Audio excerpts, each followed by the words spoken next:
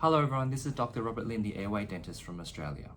So the question I'm going to answer today is, how early can we start treating children with airway issues? Well, have you heard the term sleeping like a baby? So when a healthy baby sleeps, they're very peaceful, they're very quiet, and they breathe through their nose with their lips together. So the three main things we look out for to know if your child has airway issues is there any heavy breathing or snoring?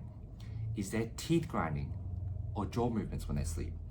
And the third thing is are they mouth breathing, so their lips are apart? So the answer to the question is as soon as you see a problem. Now, there's one condition on that one. If your child happens to be sick and they're displaying these signs and symptoms, then yeah, that's quite common. So only if you see these signs and symptoms when your child is normal, when they're healthy, then we may to investigate further. Now, they may need to see an ENT, but it's very important they see the right ENT. So they need to see a pediatric ENT who specializes in airway and sleep. So the one that I've been working with since 2015 is Dr. David McIntosh.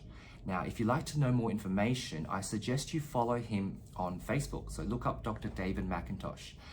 He literally posts information every single day, including some of the most up-to-date research on how having airway issues can negatively impact your child's overall health, especially their brain development. Now, if you want to go and learn even more, you may even consider ordering his book. It's called Snore to Death, okay?